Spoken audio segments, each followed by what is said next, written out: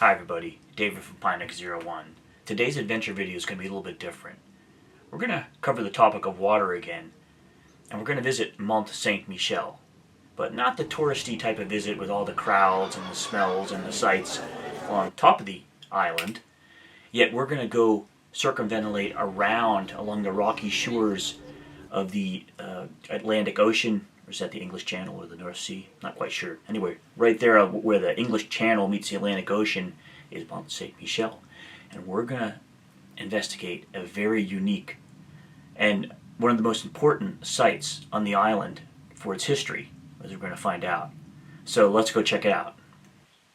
The Fontaine Saint-Aubert was a natural freshwater spring at the base of Mont Saint-Michel's northern side. Long revered both for its practical importance and its legendary origin. It is pretty cool. According to tradition, this spring miraculously burst forth from hard rock in the early 8th century. This was through the intervention of Archangel Michael at the prayer of Saint Aubert, the bishop who founded the Mont's first sanctuary. For centuries thereafter, the Fontaine Saint-Aubert served as the only reliable source of fresh water on Mont Saint-Michel. Though the spring dried up in the late 15th century, today one can still see the ruins of the stone well house, a humble, weathered structure along the tidal shoreline that recalls a once vital element of the Mont's spiritual and daily life. From the earliest medieval period right up into the 1400s, Fontaine Saint-Aubert was indispensable to the monastic community and inhabitants of Mont Saint-Michel. Tradition holds that the spring first appeared around 708 CE, when Saint Aubert of Avranches, instructed by Archangel Michael to establish a shrine on the rocky mount, prayed for water. In answer, a fresh spring miraculously gushed from the granite at the north base of the mount. The providential water source was thereafter the sole supply of fresh water for the abbey and the small settlement on Mont Saint-Michel for many centuries. It enabled monastic life to flourish in the otherwise inhospitable location. By the high Middle Ages, the abbey took measures to protect and integrate the fontaine into its infrastructure. In the 13th century, the spring was enclosed within a sturdy masonry tower that jutted out from the north slope of the rock. The defensive fountain tower was connected to the abbey by a walled staircase, grand degré, descending from the monastery walls. These fortifications allowed the monks to access water even during times of attack or siege, while keeping the precious resource secure. Accounts describe how barrels would be lowered to the spring, filled with water, then hauled up the covered stairway and hoisted into the abbey's cellars by a wheel and wind-loss system. However, by the early 15th century, the spring's yield had become insufficient for the Mont's needs, especially during the protracted 100 Years' War sieges. In 1418, when English forces threatening the abbey dug a large cistern into the bedrock to collect rainwater, explicitly noting that, quote, the Saint Aubert fountain, until then the sole water source, was no longer enough, end quote. Around this time, or soon after, the ancient spring dried up or at least fell into disuse, marking an end to its role in the Mont's water supply. By the late 1400s, the community relied on stored rainwater and water ferried from the mainland, and the Fontaine Saint-Aubert ceased to flow. And today I heard it's connected with the mainland with pipage, of course. And I have to really wonder, have they ever tried to reopen or check the spring's water level today? There might be water again in that spring. Anyway, beyond its practical role, it had a very religious factor, or, it played a major religious role as well. Obviously just from the nature of how it was discovered. It was regarded as a fontaine miraculous, a miraculous fountain. According to legend, when Bishop Albert set about obeying Archangel Michael's command to found the sanctuary, he realized the barren mount lacked water. Albert fasted and prayed for divine help. An angel then appeared and revealed a hidden stone, When Aubert lifted that rock, a spring of clear, fresh water sprang forth from the ground. Heck, maybe we were walking along one of those rocks that he lifted. Hagiographies present this event as the Archangel gifting a well to the community out of grace, a sign of heavenly favor and Michael's power over nature. This founding miracle affirmed that Mont Saint-Michel was a divinely chosen site, physically sustained by the Archangel's intervention. Notably, of course, you'll see Archangel Michael all around the island up top. The holy spring quickly became associated with healing properties and spiritual benefits. Local tradition held that the waters of Saint Aubert's fountain could cure ailments. Quote, "Since then, this source has healed many of the sick," end quote, claim letter retellings of the legend. Pilgrims in the Middle Ages often sought healing at sacred wells, and Mont Saint-Michel's well was no exception. The fountain's water, blessed by its miraculous origin, would have been viewed by a devote as sacred water. Medieval pilgrims likely drank from it or carried away small vials of its water as relics, hoping for cures or spiritual purification. While specific miracle cures at Mont Saint-Michel spring are not well documented, due to it being before common history basically, the reputation of the fountain as a gift of the Archangel suggests it was venerated as more than just a convenience. It was a tangible link to St. Albert's obedience and St. Michael's providence, thus an object of faith in and of its own right, which makes visiting it such a added benefit to such a pilgrimage.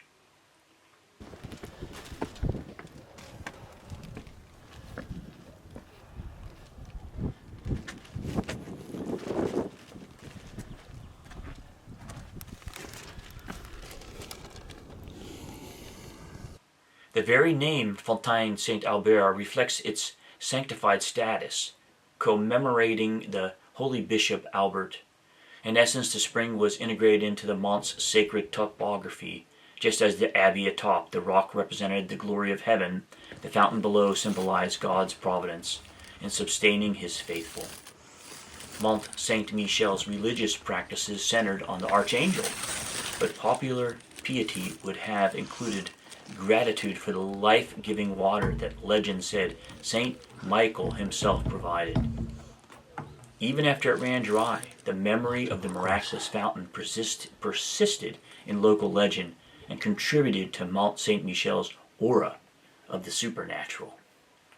Contemporary medieval sources, both Latin and vernacular, frequently mention the Fontaine Saint-Aubert, underscoring its importance in the Mont's narrative. The earliest known account is found in the Latin Revelato Ecclesiae Sancti Michaelis, Revelation of the Church of St. Michael, circa around the 9th century. This text, essentially the founding legend of Mont Saint-Michel, concludes with the miracle of the spring. It describes how after the church's dedication, quote, Aubert asked the Archangel for help because water was needed, and the Archangel, who had provided water to the thirsty elsewhere, revealed a place where a spring could be obtained, end quote. In this way, the Revelato explicitly attributes the discovery of the water source to, quote, angelic revelation, end quote. This story was so integral to Mont Saint-Michel's identity that the monastery's Benedictine monks incorporated the Revelato into their liturgy, ensuring that the tale of the miraculous fountain was perpetuated in monastic memory. Through the Middle Ages, other writers also recorded or reworked the legend for wider audiences. Notably in the 12th century, the monk poet Guillaume de Saint-Père included the fountain miracle in his Roman du Mont Saint-Michel, a vernacular French verse chronicle intended for pilgrims and devotees.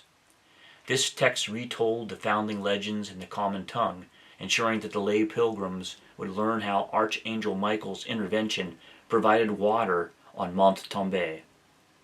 The very scarcity of water on Mont Saint-Michel left an imprint in these documents, reinforcing the miraculous nature of having had a spring at all. While few first-hand pilgrims' diaries in the Middle Ages survive, The constant inclusion of Fontaine Saint-Aubert's original story in guide-like text and a monistic liturgy suggested the visitors were well aware of its significance. A pilgrim arriving in the 14th century, for example, would likely be told how the Archangel's fountain sustained the mount. The spring may also appear in medieval cartularies and administrative notes, given it was part of the abbey's infrastructure.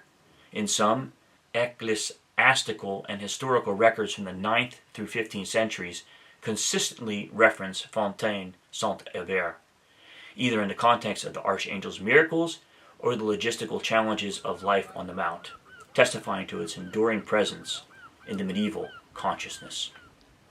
Today, exists only as a ruin nestled among the rocks on the north seaward side of Mont Saint-Michel. At low tide, visitors who dare can walk around the base of the island, can find a small square stone well house structured set against a granite slope.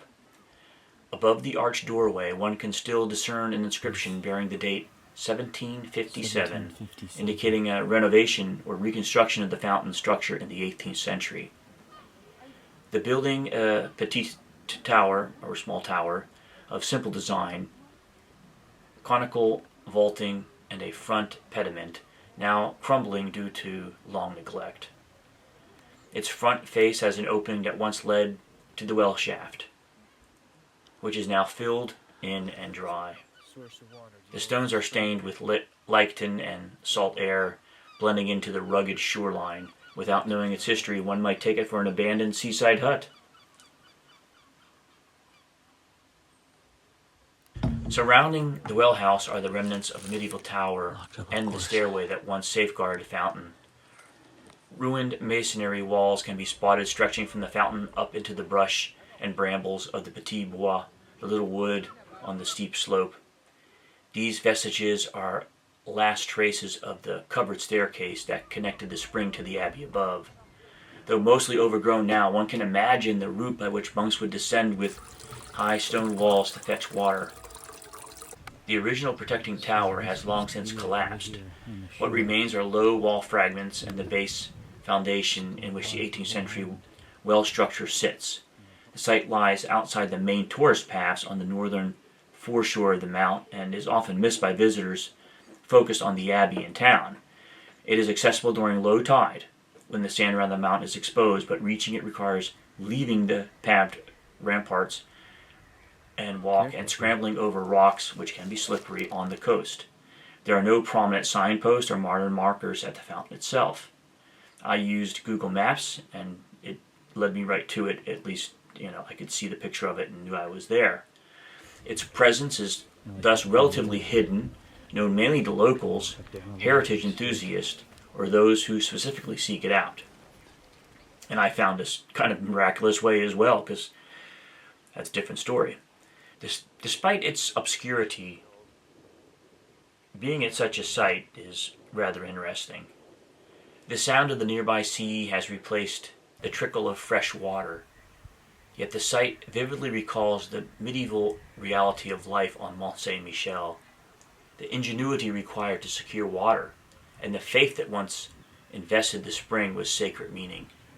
Standing before the little ivy-clad well house, one can look up at the towering abbey and imagine the countless pilgrims and monks who over millennium descended the now vanished stairs to drink from this holy fountain. I'll put a link to this document below with even more information than what I presented here. But in conclusion, the Fontaine Saint-Aubert stands as a small but resonant piece of Mont Saint-Michel's heritage, a very important part of its history. Historically, it was the lifeline of the island, fortified and fought for. Spiritually, it was cherished as a miraculous provision from heaven. Though reduced now to a silent ruin beside the sea, it remains as a testament to the faith, resourcefulness, and legends that have defied Mont Saint-Michel for over 1,000 years. All right, everybody. David from Pineacre 01 wishing you a blessed day. Take care.